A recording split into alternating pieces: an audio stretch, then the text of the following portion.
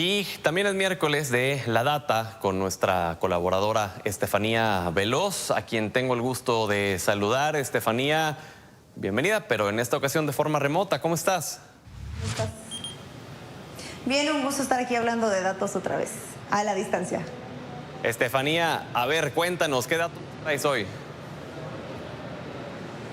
Bueno, como tú sabes, en los últimos días hemos estado hablando sobre la educación por los polémicos libros de la SEP y también sobre la pobreza por el informe del Consejo Nacional de Evaluación de Políticas de Desarrollo Social, el Coneval.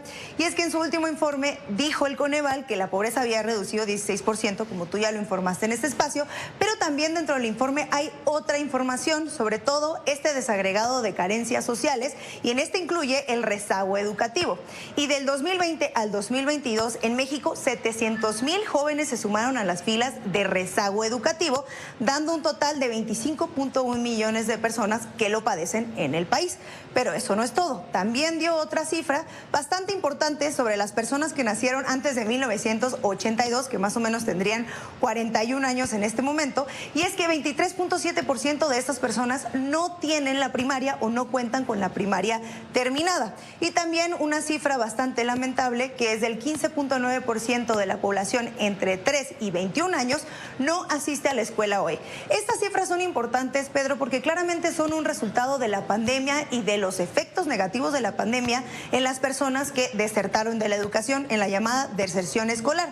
Y ahora que hemos estado hablando mucho sobre la educación pública, pues creo que vale la pena abordar que exista un sistema educativo que incluya a estas personas que no están hoy en el sistema educativo, que no tienen acceso a la educación pública, para que pueda disminuir esta cifra que tenemos hoy. Estefanía, el punto que mencionas es importantísimo porque el daño que provocó la pandemia del COVID-19 que ha provocado en la educación, todos recordamos la suspensión de las actividades escolares y todo lo que conllevó el tener que adaptarse a un sistema híbrido en donde las clases eran en línea, en donde la educación... No, y además las cifras no las teníamos claras hasta ahora. Hasta ahorita tenemos las cifras de cuáles fueron los efectos negativos de la pandemia, no nada más en términos educativos, sino en términos de alimentación, en términos de salud, de acceso a seguridad social, y a esto el Coneval le llama este desagregado de carencias sociales. Pero esto es fundamental porque también habla de otras carencias como el acceso a internet, el acceso a electricidad, poder haber asistido a esta educación a la distancia, por mucho que hubo un esfuerzo por parte del gobierno federal para que no sucediera esto de personas que dejaron de asistir a la escuela. Pues hoy hay una cifra clara de cuáles fueron los efectos de esta terrible pandemia, pero lo que pasa con el INEGI, con el Coneval,